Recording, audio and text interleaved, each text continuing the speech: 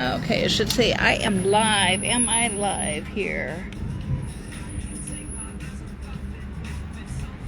Let's see. No, I am not live.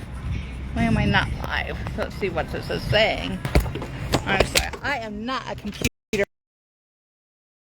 live. Okay, because of the way the sun is hitting, I couldn't see the little live thing. So this is Becky. I'm going to do another my live videos for services for the disabled. I am sitting at, what's the name of this? Oakwood Square. Oakwood Square. Are we in Canton or North Canton? I think it is a Canton. Okay, so we are in Canton. So a couple weeks ago, I posted that I saw the sign out for sedation dentistry. I know absolutely about sedation. Is that correct? Yes. Dentistry. So I called this dentist. He doesn't even have walls up in the office yet. If he would come and do Facebook Live and tell you about him, about his services, about his office. So I am going to be talking to him. So tell me, how long have you been a dentist? That is for 10 years. I graduated in 2012 from Case Western. Okay. Oh, that's a great school. That's a fantastic school. Yeah. And how long have you been on your own? Or is this your first office?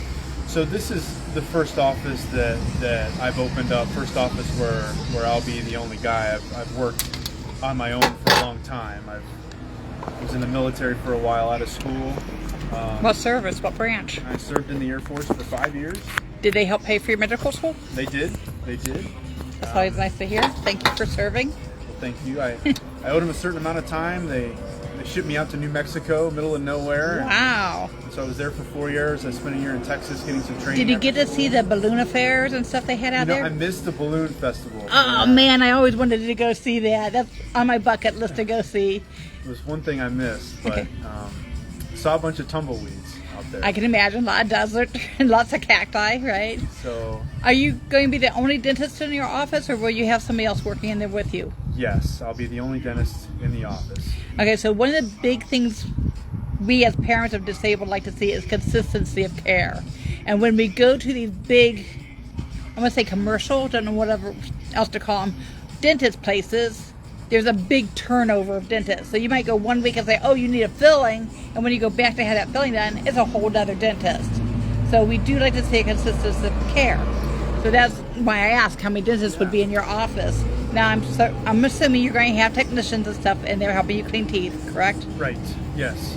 So Yeah. So as a startup, it's a new office from scratch. Right now, I have 0 patients. absolutely from scratch, no walls up yet. Exactly. Yeah. It's been a huge project. I've worked really, really hard on it. And the cool thing, like you said, is that I'll be on my own, and so continuity of care, especially for kids that may be cognitively impaired, is really important, because my whole goal is to develop relationships with people. And so if a patient, for example, sees the same face over and over again, that certainly helps. It does. It makes them a lot calmer. Now, what is sedation dentistry? I have no clue, never heard of it before I got involved with this stuff. Yeah, sedation dentistry can mean a couple of different things.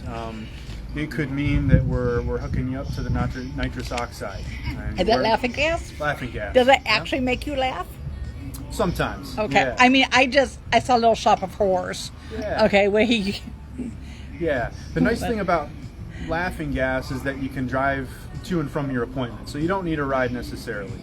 It's just a mask that you wear, breathes in, and helps people feel comfortable. The other thing is that I may prescribe a pill for certain people that they take the night before a dental appointment or an hour before the dental appointment. Again, helps people stay relaxed. And then a big piece of my sedation part is the IV. And so for certain people who legitimately cannot sit in the chair to receive their dentistry comfortably, we'll offer an IV option. And so what that means is that we start an IV in the arm, and we give some medication to help people feel really relaxed and fall asleep. And then from there, we can do the dentistry while the patient's sleeping. Okay, somebody messaged me that being put under, you needed to go to a hospital, so that's not necessarily true. No, it's not. And put under can mean different things to different people. This is IV conscious sedation. So you may have heard the term twilight before. What I'll say is that I don't work on anybody that is unresponsive. So if I tell people to turn to the right or to open real wide, people are cooperative.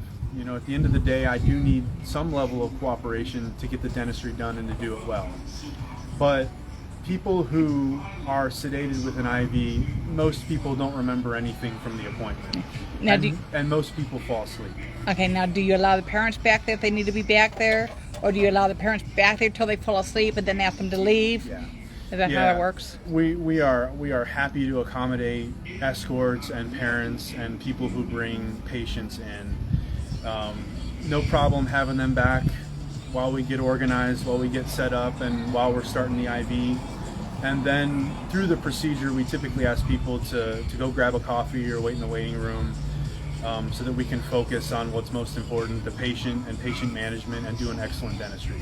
Okay. I would like to point out, if there is a medical emergency, you are right next door to the urgent care.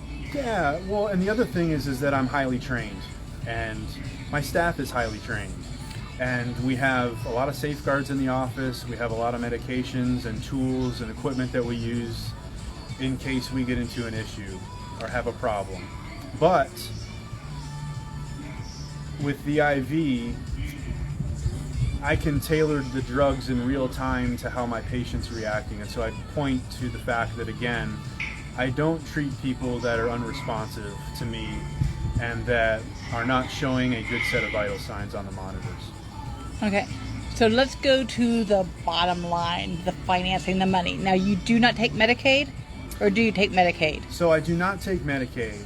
And you don't take any of the managed care programs, Buckeye or CareSource or... No. Okay. Do you plan to maybe in the future? To be determined. Okay. What I will say is that my priority is to do excellent care and to take the time that I need to do that with every patient, to develop patient relationships with patients. And I'm not in the business of signing contracts with insurance companies that are for the benefit of the insurance company. I totally understand that. I've heard bad things. Yeah. Yeah, and insurance companies often don't cover care that people need, for sure. What I will offer is an in-office benefit plan. And my staff will work hard with insurance companies to help people maximize any benefits that they have. Okay.